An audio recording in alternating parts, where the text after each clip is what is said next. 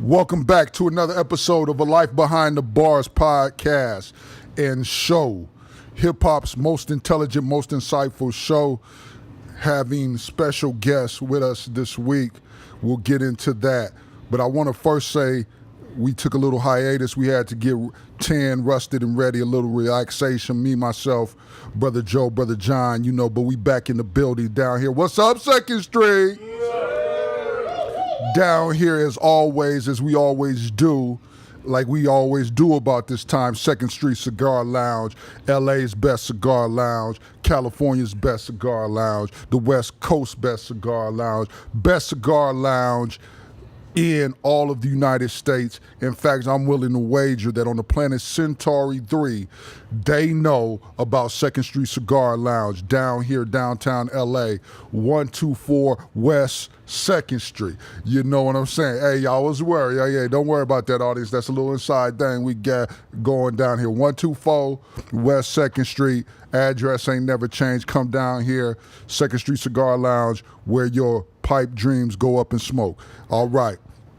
So my riff for this week is there's been a lot of controversy. There's been a lot of folks out here talking about the Childish Gambino video, This Is America.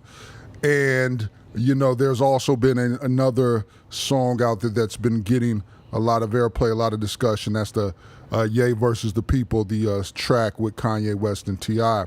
And as I thought about these tracks and wanted to juxtapose them, one of the things that I wanted to say, first and foremost, before we go any farther, we want to send a big condolences out to the family of James, Reverend Dr. James Cone, who recently passed away. For those of you who don't know, Dr. Cone was a big influence on Dr. Armstrong. He is, in hip-hop parlance, as we always say, with one of my favorite rappers, Scarface Brad Jordan is your favorite rapper's favorite rapper. Cornel West and other people, luminaries like Michael Eric Dyson, will tell you that the Reverend Dr. James Cone was your favorite intellectual's favorite intellectual. He's also credited for being the founder of Black Liberation Theology. So that's a huge loss in terms of the sacred academy, but then also too in terms of the Black power and just the intellectual movement. The world is a little bit brighter, a little bit less bright because of the loss of James Cone. On a less important, but still, and so after that somber note, and less important, but I wanted to talk a little bit about here in my riff this week about Childish Gambino's video and juxtapose that video to what was going on with T.I. and Kanye West's collaboration, The People versus Kanye. And so numerous, sites, blogs, commentaries have come up on the powerful video that the brother Donald Glover, Childish Gambino, has done, This Is America. And if you haven't seen it by now, I'd say, what rock you've been living under, go and see that immediately. But it came to me when me and Joe were preparing for this podcast, the show this week, as we were bantering about the ideas and talking about Childish Gambino in the show, it occurs to me that this video, though it's getting critical acclaim, seems to be juxtaposed or not properly understood in the ways that we think. So though I like the video, I think the imagery is powerful. Certainly we know that one of the messages is that the brother Glover was trying to do is to talk about how sometimes we get distracted by what's in the forefront and we don't see what's going on in the background or see all of that stuff. That's a clear message that he was trying to do there. But as me and Joe were talking about that and comparing that video and that text with Kanye's The People versus Kanye, one of the things, and I know Kanye, and though, I'm kind of, biased to Kanye and other things like that, I know Kanye is getting a lot of flack lately. But one of the things that I thought was very interesting is that the poverty of conversation around what Kanye was doing, and it seems that, Brother Glover is being celebrated. And one of the poverties in conversation that me and Joe were talking about, and that I myself came to the conclusion is that the person that was so out far of the mainstream that would do a song like Jesus Walks, right? Think about where you were and think about the first time you heard Jesus Walks, right? The person that's capable of going that far outside of the popular consciousness and doing that type of song, in some ways we might say that the crazy stuff that we're doing is in some ways a departure from that. But I would also say I don't think so in light of the fact that the person that's capable of doing that, no telling what they're capable of doing. And so that's some of the things that we wanted to just start off with. I just wanted to give you some food for thought again. Rest in peace to the Reverend Dr. James Cone, one of my intellectual heroes, a profound person of faith, a person who is the creator of Black liberation theology, and just a person who talked about the ways by which one can be unashamedly Black and then also unashamedly Christian. Just a phenomenal brother. If you haven't read any of his work, definitely cop that, get that, works of the Reverend James Cone. And that's my riff for this week. Right now, I'm so very excited. Again, we're down here at 2nd Street. 2nd Street, what's up with it? We here, we're up in the building, 2nd Street. Right now, I'm really pleased to welcome to the show in 2nd Street. Welcome to the show. We have the accomplished actor, the distinguished gentleman, one of the most intelligent brothers you ever gonna run into. I like to say this brother is brighter than all outdoors, contrary to popular belief. The brother, the comedian, the luminary, the brother Guy Torry. Welcome to the show. What up, man? What up? Guy Torry, the place to be. Got kicked out of Trump University. I didn't grab it by the hoo-ha, so they kicked me out, man. Okay. So you said they kicked you out because you weren't grabbing them by the. I wasn't grabbing them. You weren't grabbing them by the. But meow. Them gates, them golden gates. Okay, the meow, as I like to call it. Meow, meow, meow, meow, meow, meow, meow, meow, meow, meow, meow. Well, hey, as one of our shop regulars said, you know what tastes like meow? What's that? Meow. Anyway, that's a conversation for another day. Yeah, but, you man. know, we're going to talk about this. So, Guy, before we get started and chopping it up, one of the things I like to do, I know you like to smoke the flavored cigars. Yes, There's no judgments, none. Okay, a little, but not, okay, a lot. But we're going to get into it. This is the Cognac Chubby. This is the house blend. Okay. 2nd Street Cigar, fine, smokable. You know what I'm saying? This is for you, my brother. We gonna get you lit out here. And like all my ex-girlfriends used to tell me, put it in your mouth. Okay. All right. Well, I don't like that reference. I'm about to put something round and black in my mouth. Hey, put it in your mouth. Don't act like it's your first time, Guy. Okay. Got some Acanelli in this thing. I would be like Herbie and put hand it in you your mouth. Right. I would be like Herbie and hand you a cup. Mouth. Okay, all right. Guy, let's get into this, man. Let's chop it up, man. You from the Lou. You from St. Louis, Missouri. STL 314 St. Louis Mo. Yeah, you from St. Louis, man. What it do, St. Louis? What it do? So let's talk about that a little bit, man, because one of the things that let's talk a little bit about St. Louis. St. Louis been overlooked. I mean, I think when you go back into the history, we know people like Josephine Baker was from St. Louis. Absolutely. We know Red Fox, Chuck the luminary, Berry. Chuck Berry, Dick Gregory. Yeah, man. The late great Dick Gregory. Yeah, the late great Dick Gregory, Josephine Baker. Red Fox, as we said again. So there's been a lot of folks to come out to Lou. We can't forget Ike and Tina Turner. That's Anime Bullock. Right. Can't forget them. So, man, let me ask you this. Why is Cedric the Entertainer, one of my Nelly, mentors, man, one of your my mentors, brother. right, your brothers. Joe Torry. And so we're going to get into all that, man. But so let me ask you this. In terms of the cultural representations, why do you think, or do you think the Lou is overlooked for like all of the people that y'all brought to the table? I mean, you know, St. Louis is overlooked, man. It's Midwest, man. You know, I guess it's a big little city. Okay. You know, and, you know, Cedric and my brother definitely put, well, you know, Dick Gregory puts comedy on the map in St. Louis, but then in my generation, it was definitely Cedric the Entertainer, Okay. Joe Torry, two of my, you know, mentors, man. And it gets overlooked a lot, man. But, you know, I guess, you know, because it's in the Midwest, people fly over it, so we get looked over. But you know, we're kind of a melting pot as far as like entertainment, man. As far as like comedy, man. I mean, a lot of people from down south settled in St. Louis, trying to move out west and ran out of money, so either settled in Chicago or St. Louis, coming from Mississippi and down south. But it's still a rich history in entertainment, man. Well, let me ask you this though. You said St. Louis is the Midwest, so hopefully that doesn't give this a question away. Now, there are some people, I remember with the Nelly video, because we're primarily a hip-hop show here. Right. Nelly had that video, Midwest Swing. Yeah. And, the hook was like, it's a Midwest Swing, those folks who ain't got a clue why my cutlass blue. Yes, sir. And I got them things on it. But let's talk about that, man. Just like, and I'm going to take your word for it, is St. Louis Midwest or is St. Louis the South, man? Well, it's the Midwest in location, because that's why they call it the gateway to the West. That's where the arch is. The arch in St. Louis was like a doorway to the West.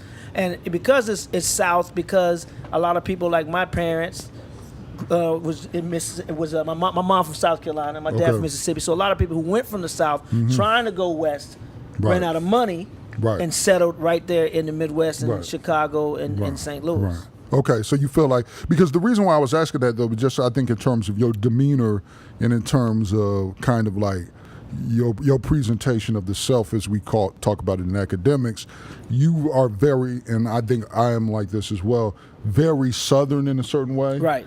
And so thank you for bringing light to that. So you talked about your upbringing. Now, if my research serves me correctly, you were actually born in California, but you grew up in the Lou. So tell me a little bit about what was that like growing up in St. Louis, and how did that shape you? It was weird, man, because I was born in Northern California, Army brat, Fort Ord, Seaside, California, man. Right. My dad was military, got out there, came back in Vietnam, PTSD. And my mom did in jail for a while because, he thought she was one of them Viet Cons. Right. In the middle of his nightmares. So she moved us, actually to East. She moved us to New York. Okay. So we lived in Jamaica, Queens, New York. Okay. My mom didn't like he was growing up in New York because we was fighting all the time with other brothers and Puerto Ricans. And we talk funny. We look funny and talk funny. We were from Northern California, so we had on cowboy boots and high water pants and cowboy hats.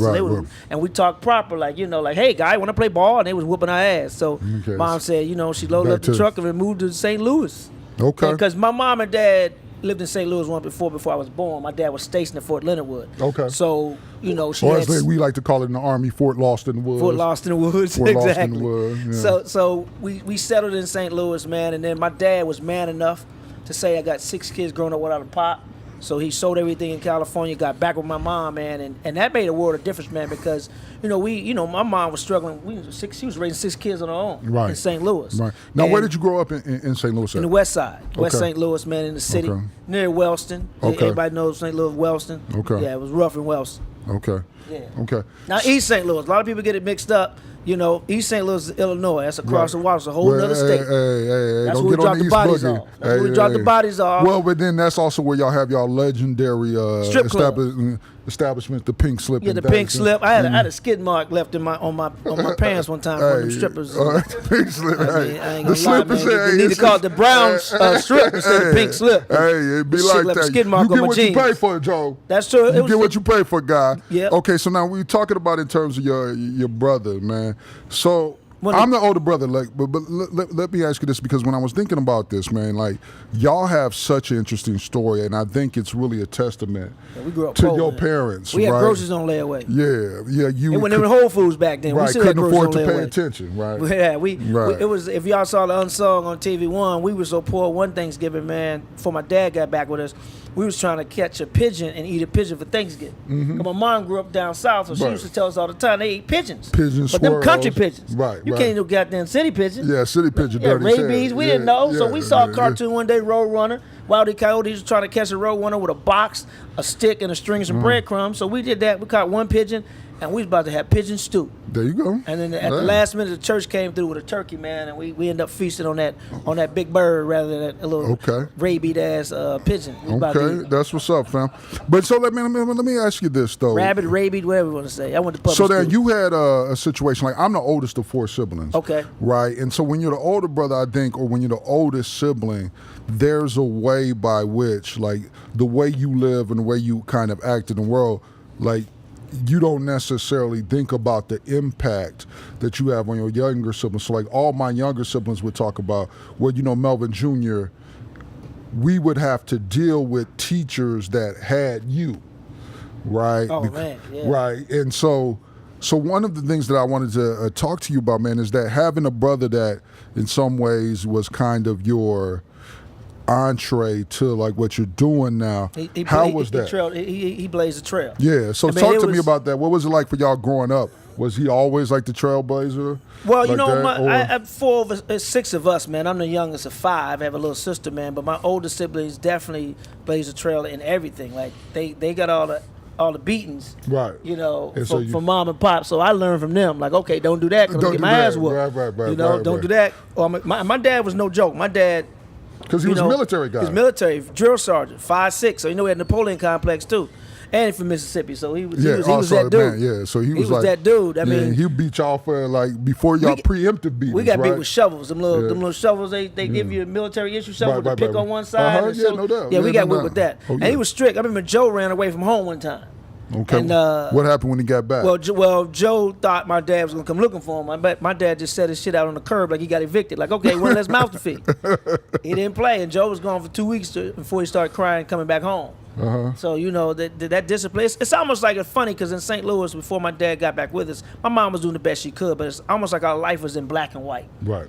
And then when my dad came and got back with my mom and raised us, man, we went to color. Okay. You know, it's like going from that black and white TV to that color TV. Like, oh wow, okay, okay, this is how we're supposed to live. So yeah, it was definitely a blessing that Dad came back, man. But growing up in St. Louis, man, I mean, it was weird because coming from the north and then living in New York and then St. Louis, we had weird accents, man, and but we were cultured. Right. You know what I'm saying? We grew up Catholic. You know, I was the altar boy, untouched by a priest. You know, them priests was like touching them little boys, but our Catholic church was in the hood. They wasn't fucking with us. Right. I don't know if this is a family show, but, you know, we had a priest named Father Greasy Dick, too. Like, y'all think I'm joking? It was a beer in the 70s called Greasy Dick beer. Yeah. And his name, it was German, but his name was Father Greasy Dick. So you imagine being an altar boy in this day and age with a priest named Father Greasy Dick. Right. But that discipline, you know, from having a Christian background, man, and having a military dad and a mom who was a school teacher, I mean, we didn't get into a lot of trouble because, you know, we were raised with. Right, no doubt. And I think that that comes through when I hear or I've heard interviews and I've seen you do public speaking and stuff in the past. So talk to us a little bit about your beginnings, like in St. Louis, beginnings in comedy, where I've heard before that you said that you were neat, which was basically like the amalgam. You were nerdy in street, so you were a neat kid. Yeah, we grew up in the streets, but we weren't from the streets. Right. You know what I'm saying? You mentioned Scarface earlier, man. I had a conversation with Scarface about a week ago on the Fantastic Voyage, the Tom Jones cruise. Yeah, Brad Jordan, that's my favorite rapper, man. That's my man right there, man. I was telling them that they took my iron. Like, when you go on a cruise, you ain't supposed to have an iron. Right. But we black folks, we like iron. We don't like wrinkle-ass clothes. That's right. You know, white people wear wrinkled clothes. We don't wear wrinkled clothes. Right. We like the look clean, sharp. Right. Gotta have that crease. Right. So they took my iron, man. And Cleaner than a broke dick dog, as they say. My dad used to say it all the time. Damn right. Yeah. And so I was telling Scarface, man, they took my iron. He's like, well, they took your iron? I said, yeah, man, they took my iron, man. Fucked up. He said, man, I never leave home without my iron. It's the first time I left home without my iron. I always had my iron on me. I said, oh, man, that's true. He said, yeah, man, I don't never go home without my iron, but I ain't bringing it on here. And I said, okay. I said, yeah, and I got to walk around wrinkled. He said, wait, iron? He said, wrinkled? What do you mean? He said, man, I thought you was talking about your gun. I said, no, not that type of iron. Piece, right, yeah, your heater. Yeah, so that's the nerd part of me. I'm thinking he's talking about, iron. He thought I was talking about a gun. That's steel. I heard it called steel, but not iron, but I learned something. Yeah, Face was saying, no need to dress warm. He brought plenty of heat. Exactly. So this podcast we want to do is kind of dispel those notions that you see so many of these people that's out there prominent. But you talked about that before, and then like just in me getting to know you, I know that you talk about that of being someone who kind of was a class clown or was like that, but was still about the book, still wasn't immersed in all, because we know the Lou, one time, even before Shy got the thing, there was one time, like, I mean, for about 5 years, y'all was holding it down as the murder capital. Well, it was weird because that wasn't that long ago where St. Louis was #1 in murders and #1 in STDs. Right. And there was a Negro still proud of that. Like, you got a foam finger. We're number one. That ain't something to be proud of, bro. That's right. So I guess, Well, I mean, I feel like if you get that there might be some, not causal, but it might be corollary with that, right? You know what I'm saying? Yeah. But growing up disciplined, man, in the streets, because we had, crackheads and drug dealers all around us, man. But, my dad instilled that discipline in us, man. And we had chores we had to do every day. But tell me a little bit about that whole thing, that neat. So you said you were neat freak you were like nerdy and street. Yeah. So talk to us a little bit about that, because sometimes people think that those two things are kind of in opposition to each other. Well, we went to Catholic schools. Everybody else in the neighborhood went to the regular public schools, man. So we had a different level of education. Okay. Plus, mom being a school teacher, but dad didn't play when he went to school because he would go to the parent-teacher conference, and he wouldn't look at our grades first. He looked at discipline. Okay, like I got an A in one class. He look at the back. He look at the back of the a 5 was the worst score you can get in discipline. Right. So I have an A in the class, but I have a 5 in discipline. So we got our ass whooped if we didn't do well in school, as far as like acting well or acting up. We got in trouble. I don't care what the grade was on the other side. He knew we were smart, but he said, "Why are you acting up in school?" And the thing about it was, he kept a chart. Like my dad kept a chart on. He knew every day that we should have been late, or may have missed. Right. And he would take his chart up to parent-teacher conference, and if it didn't jive with the teachers, the days we were absent, we got our ass whooped. Okay. Period. Okay. And so, growing up in the streets and being around, our homies, but then in the house, we had to be Little House on the Prairie. So it was that balance of being nasty, being, the still a phrase from Michelle A. Right. Some people say I'm nice. Yeah, but we was nice. It was nice and nasty at the same time. So, I got you. Because, in the streets, you got to protect yourself. Right. And Dad taught us to fight. He didn't teach us to cower or be punks.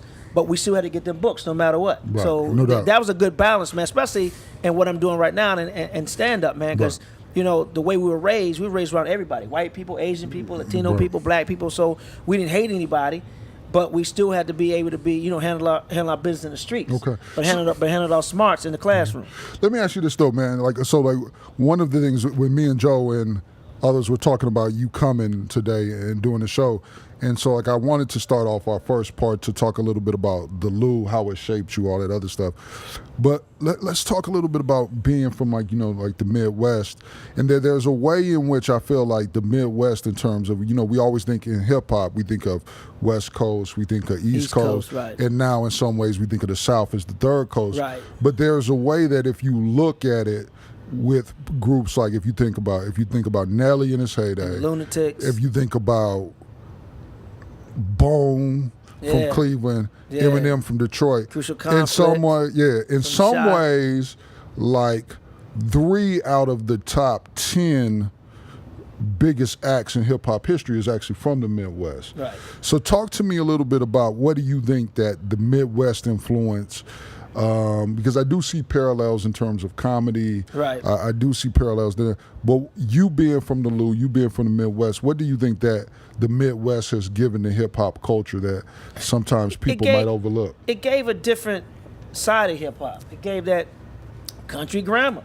Right. Prime example. It gave that down south, because like I said earlier, a lot of people in St. Louis, Chicago came from the South. So we had that southern upbringing, but we had that big city feel. Right. So you got the best of both worlds. Right. Well, yeah, and like they always say, Chicago, the south side of Chicago is really the north side of Jackson, the north side of Little Rock. Yeah. And the Lou is that way, Memphis is that way too, where all of these folks is like from that. So let me ask you this though, man, like in terms of one of the great imports that y'all have,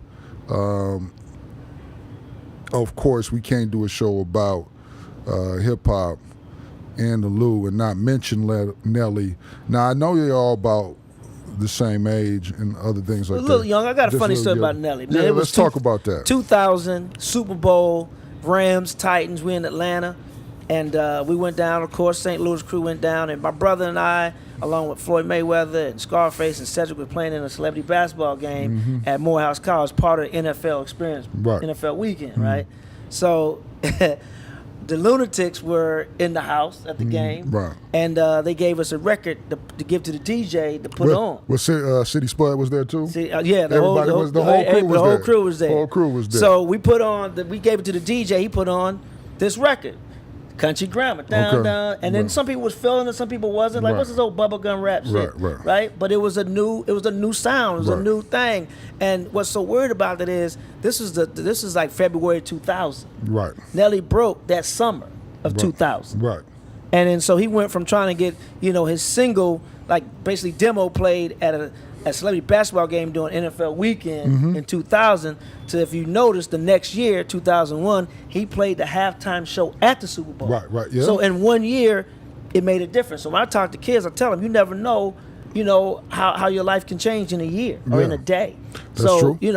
That rhythm, that sing-song rhythm that Nelly brought to hip-hop, man, was, it's still used to this day. It's funny, I was listening to some of the cats today, like the Migos and all those guys, man. If you listen to their songs, it has that sing-songy type of Nelly, feel to it. That influence, right, definitely. And they call it mumble rap, what you want to call it, it's music. And he's a young artist who just finding a new lane in hip hop, and there's so many lanes in hip hop. It don't have to be one way. That's why I love the East Coast. That's why I love down south. I love the West Coast. I love the Midwest. I love everything. Even Texas has a different type of, a style of hip hop, and it's all beautiful. It's all different styles, and no one style is better than the other one. It's just different voices coming from different parts of the country. Okay, so like, man, you one of the things I think people will appreciate out here, and you of course remember the DJ Quick track where you talked about going, St. Louis is just like Compton. Even Ice Cube, when he said St. Louis niggas want their corner back. Right, we were proud of that. Like, yeah. Right. Yeah, so like, Spice One, shout out to Spice One as well, man. We got there in St. Louis, we was proud to hear. So who were some of the groups, who were some of the folks that was popping in the Lou, like when you were coming up, that maybe didn't get to shine or that folks didn't know about? Because like, folks will still out here talk about, if you tell them like you got friends, or like when some of my friends from St. Louis come out here, they might hear people say, well, did you bring a herringbone or something? Herringbone. You gotta say it like St. Louis. Herringbone. The herringbone. 3 capital R's in a herringbone. Right. The aura. Yeah. The 3 auras. I still say Aura Kelly. Yeah, the aura. The Aura Kelly.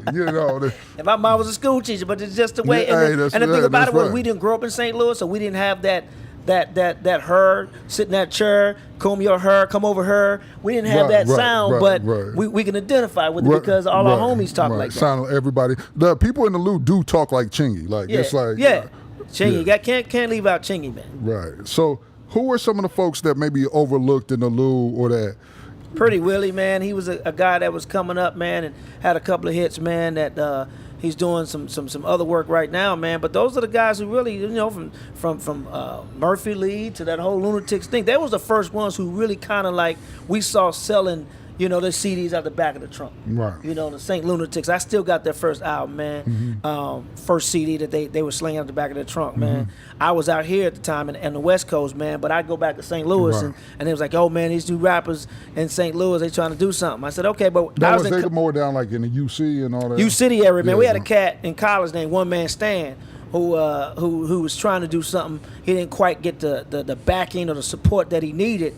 But before there was Nelly, there was a one-man stand, man, who was rapping and trying to do something and put St. Louis on the map, on the hip-hop map. Okay. You know what I mean? Man, let me ask you this, though, in terms of just, like, strange connections or, like, one of the things, like, that I love about, and I want to get into comedy a little bit, but one of the things that I love about hip-hop culture, and so when me and Joe were thinking about this, and I wanted to ask you this question, so you know how they always talk about, like, the 5 pillars of hip-hop.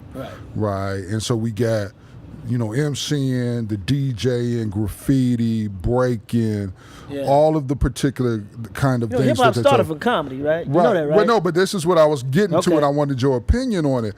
I would almost contend that comedy is the 6th pillar because, like, it seems to me like every rapper, whether that's if I'm listening to Game's Jesus Piece, right? And I hear the intros and interludes with Kevin Hart on it, or if I'm listening to Rick Ross, I hear Chris Rock on it, or I remember listening. Kanye had Chris Rock. Kanye had also the first D-Ray Davis out of Chicago. And then Mike Epps, from the Nap. But then I remember hearing you had K-Dub, who had from a group from Atlanta. Right. Man. And then so I remember hearing Nappy Roots. Yeah, when Nelly was on, he had his album and he had Said on it. Right. And Said was like, boy, you representing the little boy pushing that big body Benz with $2 worth of gas. Yes, sir. Let's not forget Ricky Harris. Right. Who did all the sketches, LBC, with right. the LBs from Long Beach who did all this. I think he was kind of maybe the first one.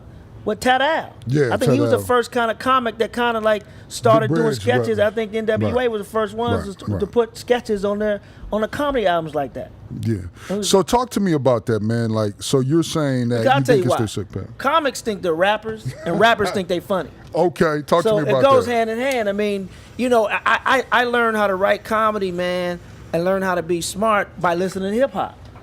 Some of when you Ice Cube's, Fairy Tale. It was one of the ones that was like, man, the way he was rhyming nursery rhymes and putting it in a song, it was funny. And a lot of rappers, man, with their lyrics, man, especially when they're battle rapping. Right. I mean, they got you make the crowd go, whoa, because he said something funny in a rap and made it rhyme. So comics steal a lot from hip hop, and hip hop steals a lot from comedy. So it kind of goes hand in hand, man. But we still, as comedians, still a low man on the totem pole. So like the cipher, in some ways, and that's profound the way you put it, is almost like a version of the dozen, right? Exactly what it is. Playing the dozens is like battle rap. When you're doing mama jokes, like I started doing basic comedy without knowing I was doing comedy from the school bus. Right. Like going to the school bus every morning, man. If you got on the school bus and your gear was whack, I got you. I hated brand mixing. I hated having somebody having a Nike shirt with some Reeboks on and some Puma pants. Come on, man. Who you have? You a race car? You advertise for everybody? So in the morning, man, I had cats missing the school bus because they were like, man, I stepped out the house this morning, man, and our gear wasn't right. I didn't want you to talk about me. So I went back home, had to catch the city bus to school because I missed school because I didn't want you joning on me. That's what we call it in St. Louis. Heating, joning, bagging, playing it doesn't say anything. But that's how it started, man. On the school bus, going to school, 6 o'clock in the morning.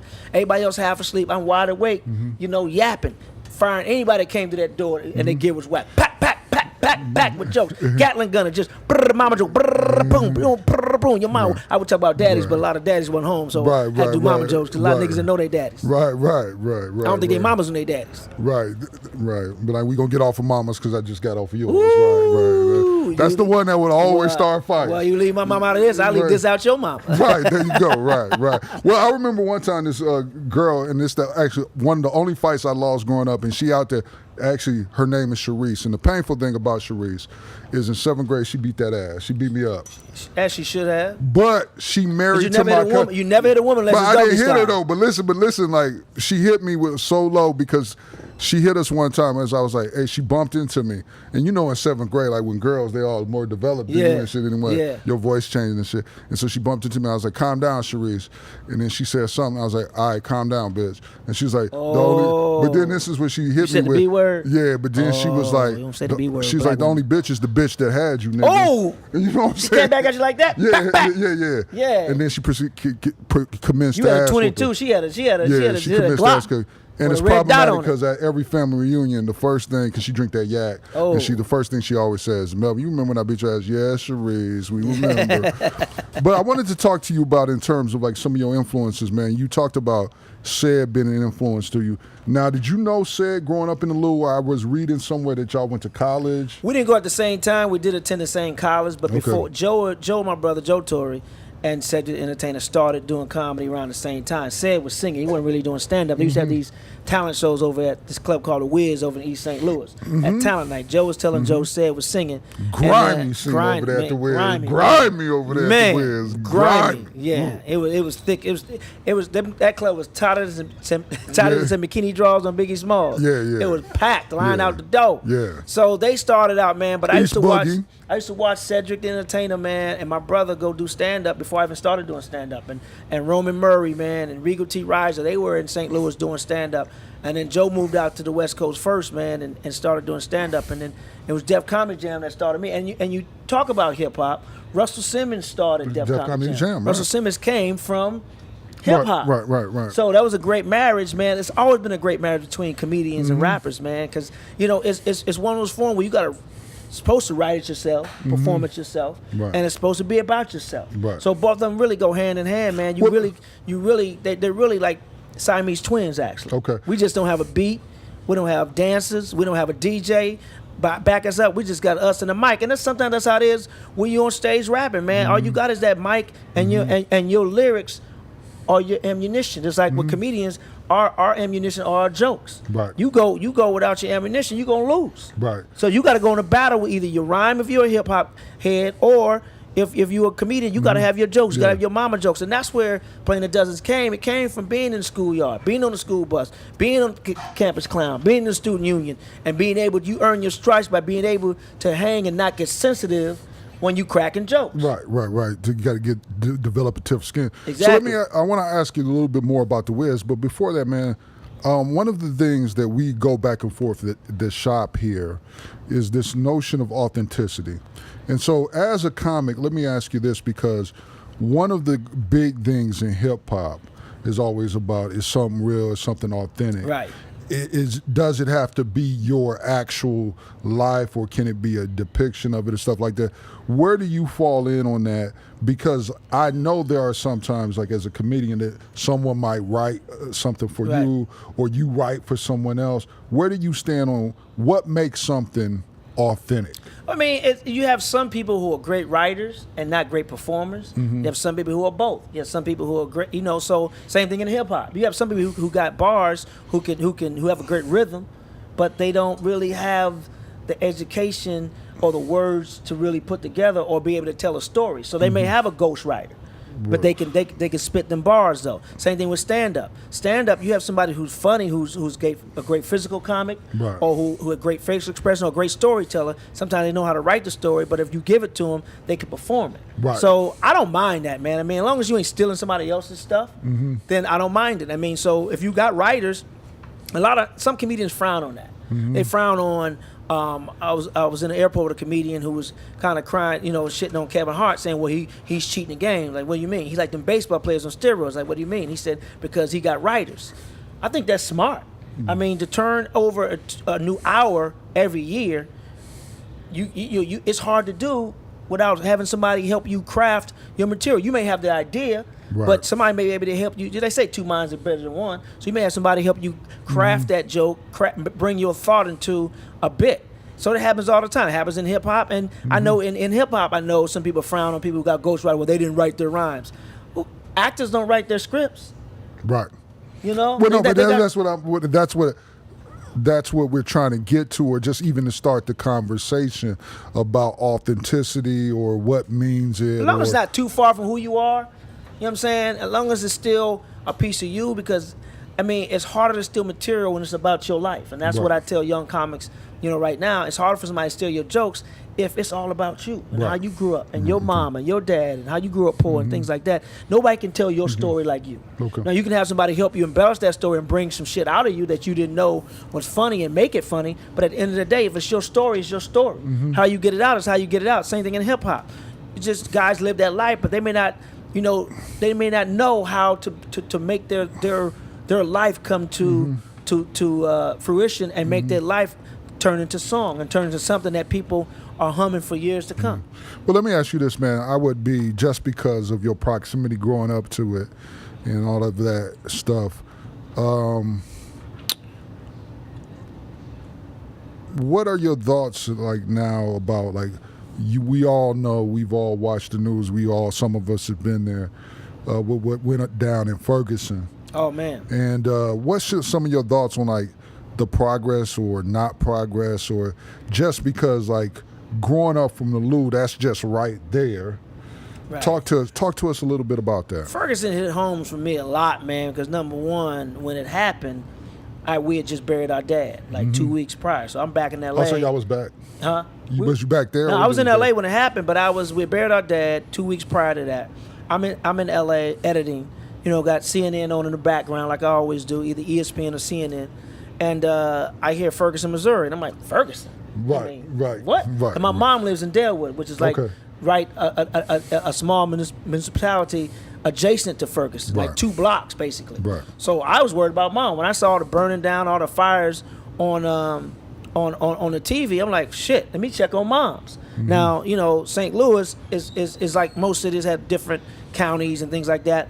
my older sister lived across town in University City.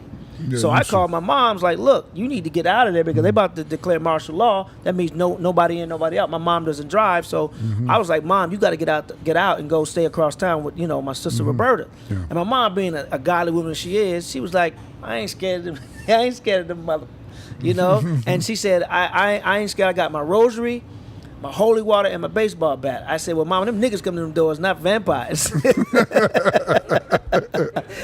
That bad. You ain't Joe Clark from Lean on Me. You ain't Batman. The principal. And that holy water, it's hot outside. They gonna drink that shit because they need the agua. And then that rosary, they wearing roses around their neck now. Yeah. But I think that for me, man, like that, why the issue of Ferguson is interesting because it highlights, because the Lou, especially now, especially when you're downtown, like you see all the stuff that comes up, like the yuppies and the lofts, the stuff off of Broadway. Well, going back to Ferguson real quick. Let me unpack that a little bit.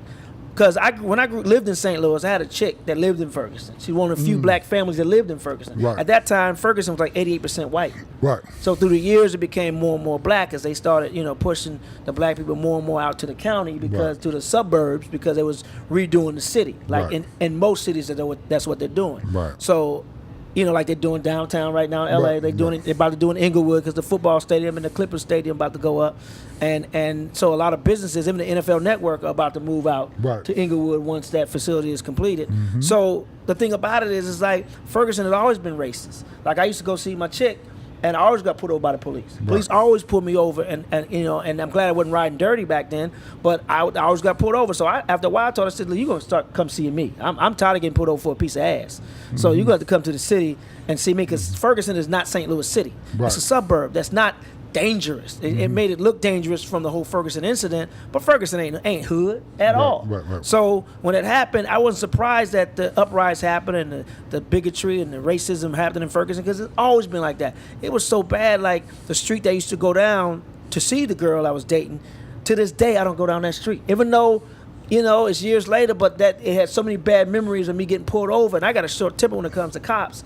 It was like, you know what, I need to take a different route. Mm-hmm. So even to this day, when I go see my mom, I don't even go down there. I avoid that. It's a main drag, and I avoid that main drag because it's just of the history of what Ferguson was. And now, it's not too much of change. What I didn't like, and I fell out with a friend of mine because he was happy that they rioted. I'm like, that's dumb. Same thing would happen in Watts, and same thing happened in South Central when the Rodney King verdict happened. You riot your own neighborhoods and burn it down. But it's like what you're doing is you're hurting businesses that provide services to single moms who don't have a car, who may work at that McDonald's or work at that convenience store, have to walk to work. Now that store is burned down, so now they don't have that convenience anymore. You got the accreditation of schools being taken away by the state because the schools are failing because there's no businesses pouring into those schools. That's where schools get their money from for books and new gyms and new desks and things and new chalkboards and things like that. So if you burn down your community, that's not attracting new businesses to come open up. Right. When you don't have new business coming in to open up, then that means less tax dollars going to that school. So now the schools have the books are outdated, so they're not learning what's current. The equipment is outdated. The athletic program is not prospering. So you have less opportunity to have somebody go to get a college scholarship to go get a higher education. So it's sometimes we have a knee-jerk reaction, and we need to think before we start rioting and burning down our own neighborhoods. Because now you got to catch a cab or a bus or now Uber to go grocery shop, because now those stores are not coming back to our community, and we need those communities. So before we start rioting and burn up our own stuff, we need to think first. Yeah, because the other thing that is interesting about inequality in terms that you see, because there's 4 or 5 Fortune 500 companies based out of Ferguson. Right. So that people think that it's just one side, but Ferguson, Clayton, Clayton is like the suburb. Right. Clayton, Creve Coeur, even parts of University City. Parts of City was that nicety. It was part ghetto and part upper echelon as well, because WashU, one of the greatest medical programs in the country, is over there. SLU, another one. So it's like those in those neighborhoods, man. a lot of those Fortune 500 companies were having programs to help African Americans, and we weren't taking advantage of it. So I don't just blame these companies or keep blaming the white man. Sometimes the white man give us the opportunity, and we don't take them because we think it's selling out. We think, oh, when we talk proper, use the King English, oh, he must be trying to sell out. Oh, he must talk proper, and you get shunned for that. And we need to stop that bullshit that's going on in our neighborhoods. And like, it's okay. Like Lawrence Phillips, the late Lawrence Phillips football player, man, who played with the Rams, played at Nebraska. He was a gifted kid. He tested out of all of his classes because he was a gifted kid, but because it wasn't cool to be a nerd, he would purposely act up so he can get left back and hang with his homies. I mean, that's just a stereotype and a mentality that we got to get rid of. Let me ask you something, Guy. One of the things that I really admire about you when I see your comedy, there's somewhat of a fearlessness about you. Like, it seems like there's nothing that's off topic, no place that you want to go. I remember, I think I saw the roast that you did with Shaq, and you went in on like Jason Kidd's son being big headed. Yeah, I have no filter. Yeah, I have no. So, but filter. let's talk about that. Is there anything well? First, I've heard you talk about this before. What's the distinction between being a comedian and a comic? Big difference. I was on the Kings of Comedy tour. I was the first host.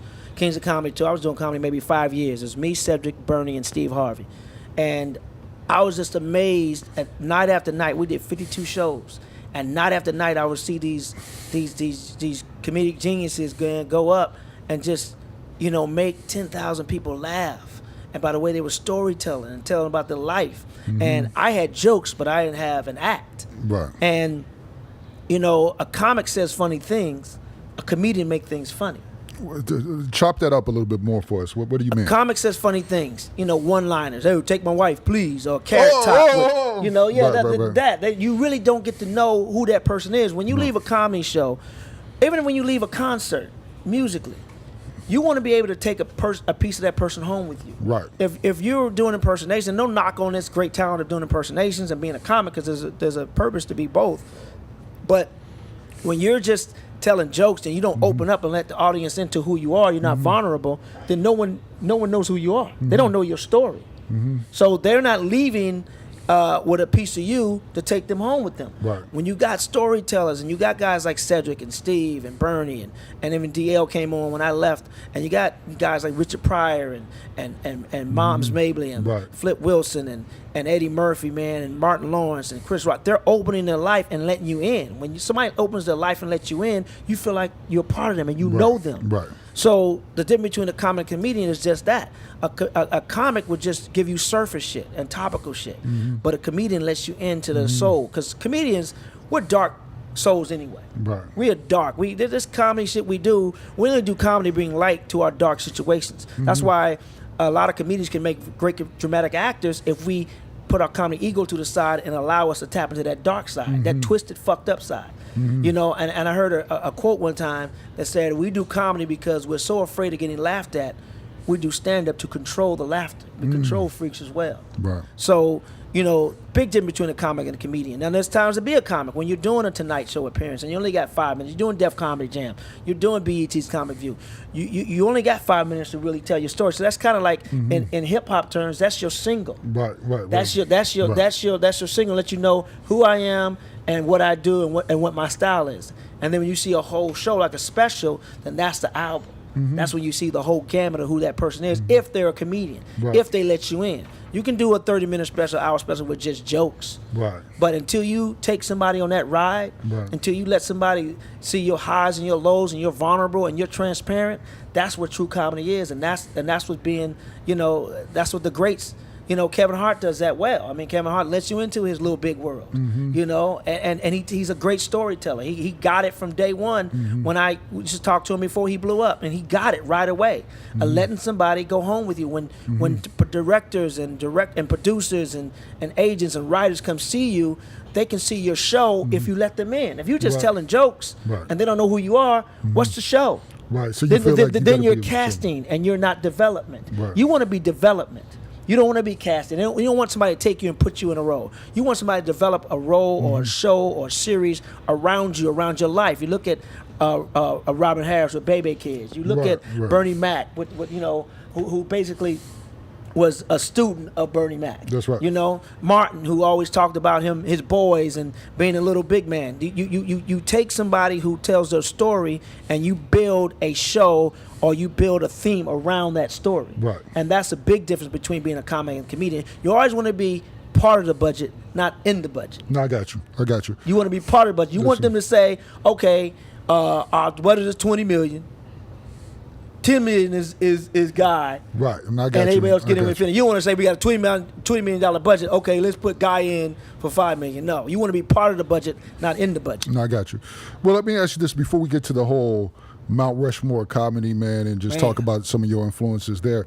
I feel like we would be remiss to have you here and not talk to me.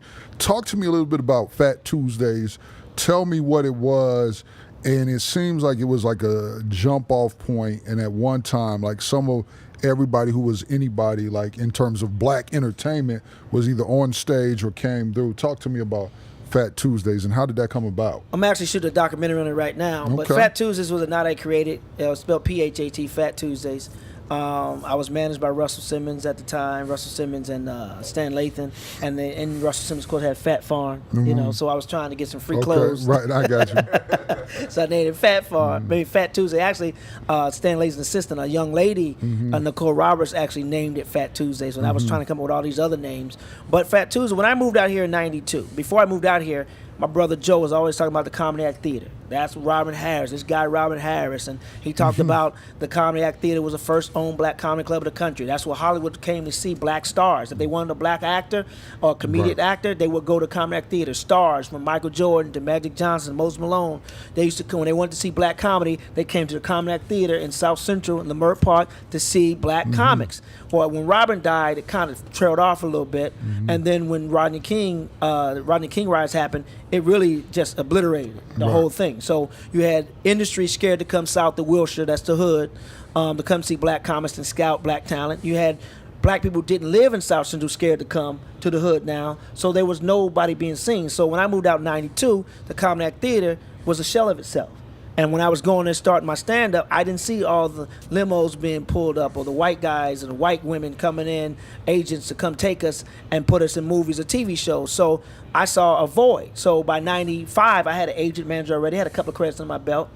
I saw some of my colleagues who didn't have representation not getting looked at, getting overlooked. So I went to the Comedy Store, the world famous Comedy Store on Sunset Boulevard, where Richard Pryor, Yakov Smirnoff, Jimmy Walker, Eddie Murphy, Letterman, all those guys, graced that stage. So I went to them and said, hey, can I do an urban night to showcase black comedians? My friends are getting overlooked. So they allowed me to do a night in the Comedy Store in the Belly Room. The Comedy Store has 3 rooms. Belly Room, the original room, and the main room. The Belly Room holds like 99 to 100 people. The original room holds like 200 people, and the main room, which they really only used on the weekend, was 400 seats. That was the brass ring. That's what you wanted to get to. Right. If you got to that one. If you got to that level, you made it. But if you were black or Latino, and you didn't have a TV show or movie, the Improv, Comedy Store, and Laugh Factory wasn't fucking with you. They just weren't messing. They wasn't messing with you. So we was relegated to doing comedy in the hood, in bars, and you grew in comedy in the hood. You got gangbangers at your show. Right. So you get heckled by a Crip or Blood, and you do a mama joke back, you can lose your life in the fucking parking lot. Right. You getting shot or beat up.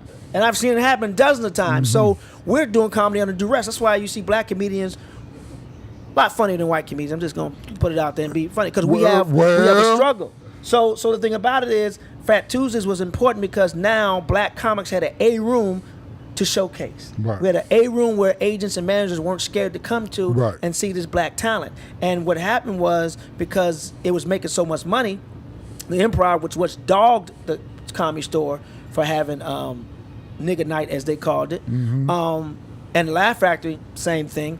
What ended up happening was they ended up getting their own urban nights. So the Improv ended up getting Freaky Mondays, which is now Mo Better Mondays. Right. The Laugh Factory ended up getting Chocolate Sundays, which is self-explanatory. So now black comics had more than one room in Hollywood to showcase. But that wasn't until y'all came. That wasn't until 1995 after Fat Tuesdays. Now the Improv is a chain.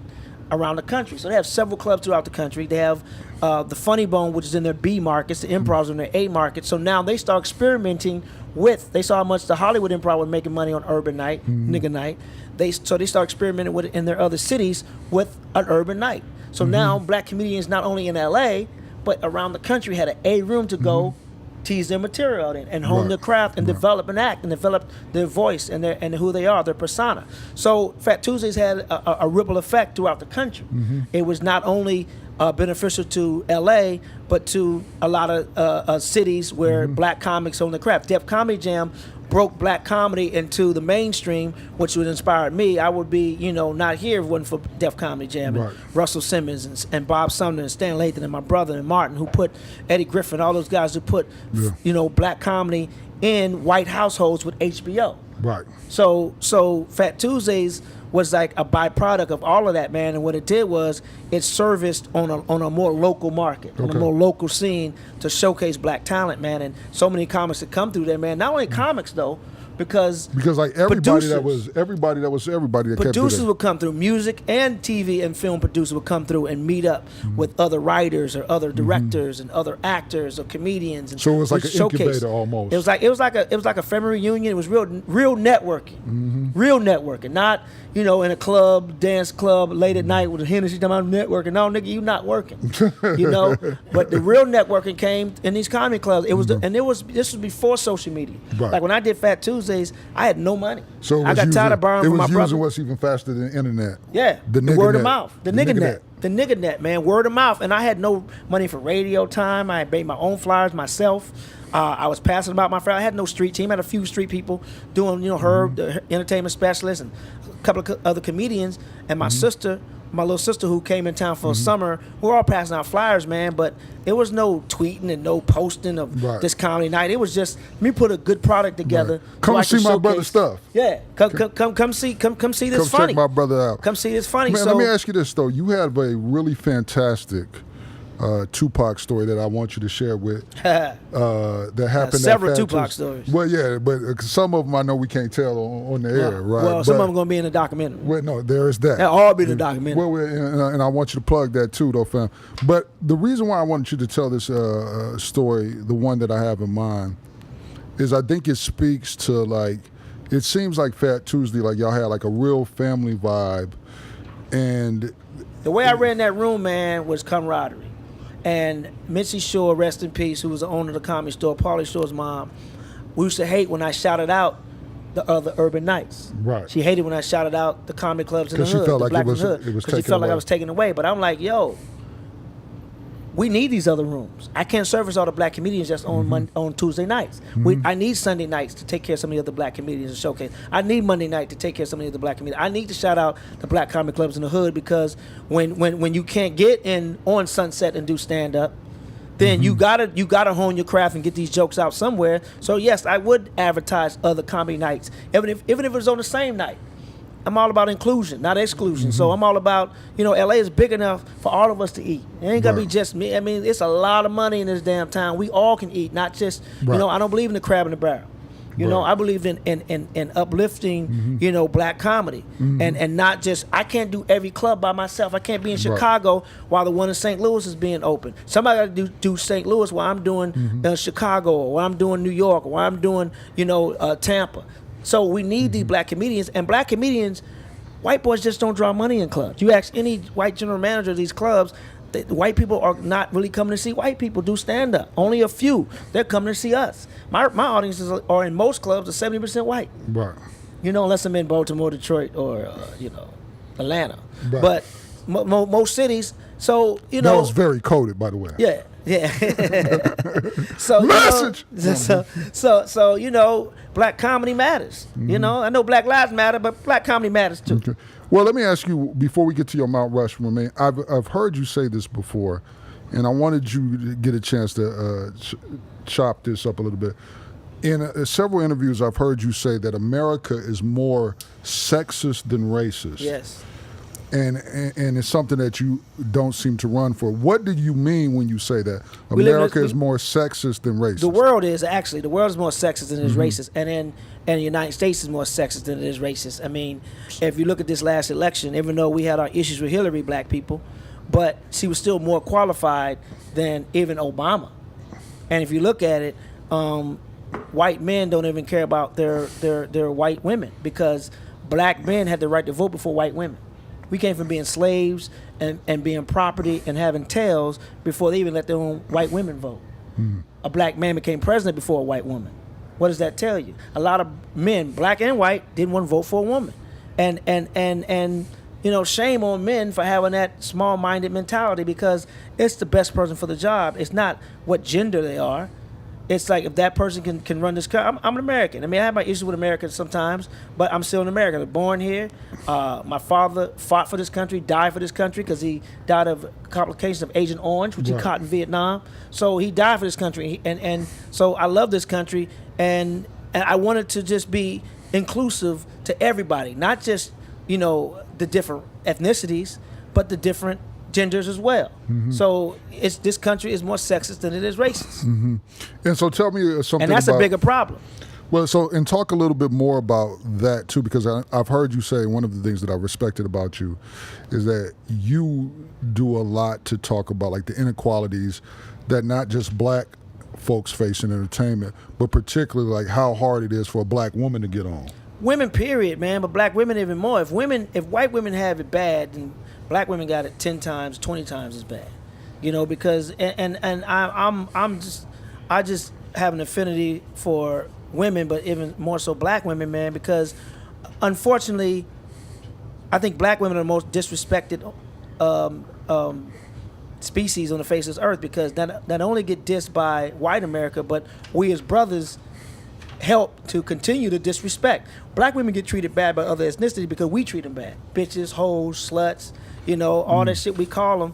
And it's like, so other people are like, well, if they don't respect them, then we ain't either. So it's up to us as black men to start treating our black women a lot better, so that other people can say, okay, we can't mess over a black woman because black men got their back. Okay. But if we don't have their back, then they're fair game to anybody disrespecting them. So we have to start at home. Like in anything, it starts at home. So in order for our black women to be respected, we got to start treating them a lot better. Yeah, and so I think you're right. We definitely have to have the sisters back, because they got our back. Black women got our back. Like way more than we got the back. And then I was also about to say, sisters have lovely backs to have. Lovely backs, yeah, and fronts too. Some of them have great mouths too. That part. So man, let me not just from talking shit. Okay. Your Pac story, man, because like them jaws, them black jaws matter. Black female jaws matter. So we should start a movement. Black female jaws matter. Keep put it on the t-shirt, guy. Put it on the t-shirt. Put it on the glass and put it on the t-shirt. Put it on the t-shirt, fam. But let me ask you this though, man, because the story that I've heard you say, and I want you to share with them about Tupac when he came to Fat Tuesdays one time, was really big about wanting you to shine. Or yeah, like, it was and a then time. I guess he paid for, like, he didn't try to get copped. Right. Most entertainers, man, when they come to a club, they want to get in free, and they got like 20 people with them. You know, I met Tupac, you know, because my brother done Poetic Justice with Tupac, so I met Pac then, and he loved comedy, man, and he used to always come to my shows. So one time, it was 2 weeks after he got out of jail. And I was still in the belly room, the small room at the Comedy Store doing Fat Tuesdays, and he came with like 20 people. So the comedy club security guard came to me like, "Hey man, Tupac's down here with like 20 people. What you want to do?" I said, "Let me talk to him." So I came down, talked to Tupac. He said, "Hey man, you know, nigga just got out. Nigga want to laugh." He said, "I know this your hustle. I'll pay for everybody." And I was like, okay, because you don't hear that from usually a celebrity. They won't all get in free. He said, "Nah, I know this your hustle. I'll pay for everybody." I said, "Okay, I got you in this big salad bowl head, motherfucker." And they kind of laughed nervously, but then like, okay, cool. So I let him in. Show's going on. I'm hosting. It's this dude that's sitting with Tupac, with the other 19 people, and he had a plaid shirt on. I'm like, you big picnic table shirt wearing motherfucker. So why don't you lay down and have a picnic on your back? So everybody laughing hysterically. And then after the show, the guy had working my door at Fat Tuesday, Big Short. He goes, man, you guys from St. Louis got a lot of balls. I was like, what do you mean? He said, the way you was talking about Suge Knight like that. I'm like, Suge was there?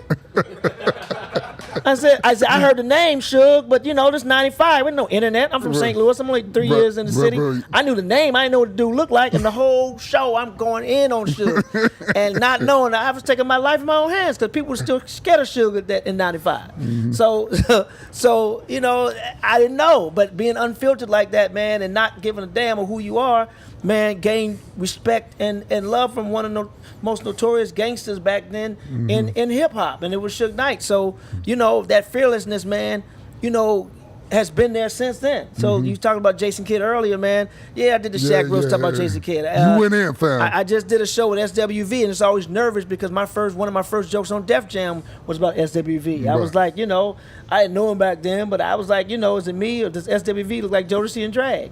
And this was 94. So, it was. I've always been that guy that just go ham, and like I'll shoot first. I'm like the police. I'll shoot first, ask questions later. Okay. I'll deal with the consequences later. I know I'm going to get my ass whooped, but I'm going to get this joke out. But you got to say. My philosophy is this. Did they laugh? That's all that matters. Right. You can be, man, somebody went on and slit their wrist after that joke you said, but did people laugh? Yeah, okay, well then, it was rest worth in peace, nigga. Rest in peace, nigga. So, man, what's your Mount Rushmore comedy, man? Man, that's tough. Because there's only four in Mount Rushmore, man. But give me your five. Your five most influential comedians. My brother, of course, man. I got to throw the whole first 2 seasons of Def Comedy Jam with Martin Lawrence and Eddie Griffin, all those guys on there, man. And, and Bernie Mac, man, and Steve and Cedric, man. But I got to say Lenny Bruce, because he was before his time. He was unfiltered. Pre-pill Bill Cosby. Pill Cosby. That's Pill Cosby. Take the man away from all the Jello pudding pops. Them Jello pudding pops he popped in women's drinks and mouths. He still is a great stand-up comedian, man. Richard Pryor, Eddie Murphy, man. Like I said, Moms Mabley was a businesswoman. Moms Mabley made sure she was about her business. And Whoopi Goldberg, man, the stuff she did on Broadway, man, was just, the one-woman shows was just, the character she did, man, and being the only one who had the EGOT, Right. all the awards, the Tony, the Oscar, the Grammy, and the Emmy. So, I mean, you got to give love to those comedians, man. But then, I learned from a lot of comedians. Red Fox, being from St. Louis, and just how unfiltered he was. LaWanda Page, how dirty she was, but still, was able to handle herself in a man's game, which is the entertainment industry and the comic world. So, my coming out Rushmore is more like it's more like a museum. It's like a museum. Than it is a Mount Rushmore. Well, but just in terms of like something like, so like, let me say a couple and you tell me what you think about them.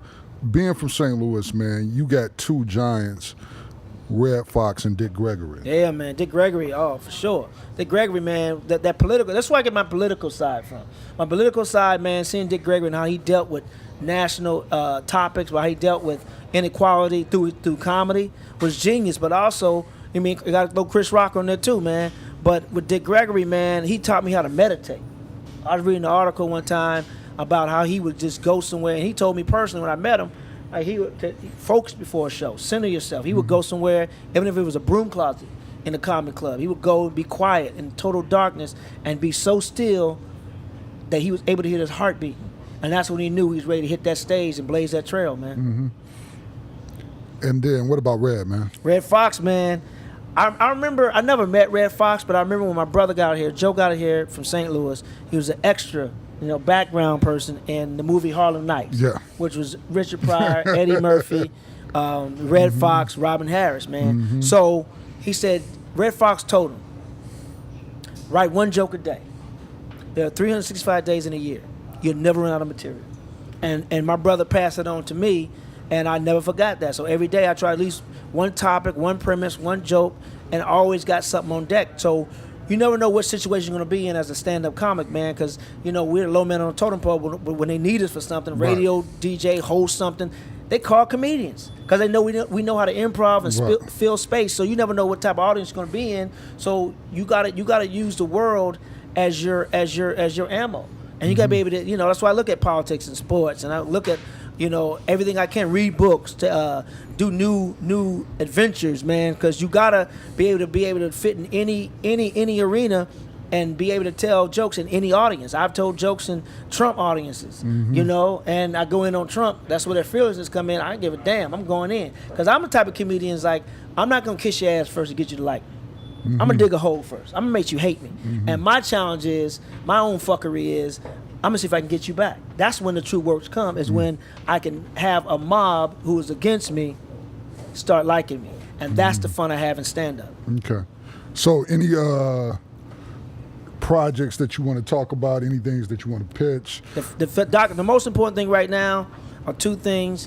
It's my stand-up special that I'm working on. I haven't had a stand-up special as of yet because I feel like I never had anything really to say, and now I got something to say. Okay. And then the documentary with Fat Tuesdays, man, telling our story from hood to Hollywood about how when the riots happened in South Central, when the smoke cleared and the dust settled, what came out of it was the defiant comedians ready to tell their story by any means necessary. We were that rose in the concrete.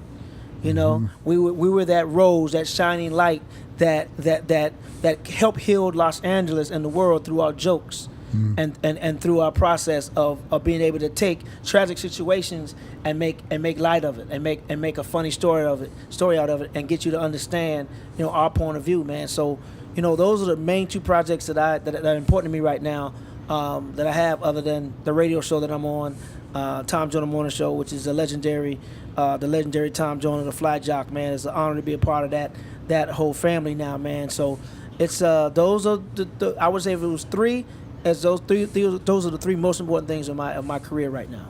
Okay. With that, 2nd Street, give Guy a hand. Did it! Hey, as always, we like to thank y'all for tuning in and listening to another episode of Life Behind the Bars podcast. Again, the most insightful, most intelligent, most outspoken hip-hop show out there. Thank you so much. Yes, and if you take anything away from this interview right now, you take away from this that black female jaws matter.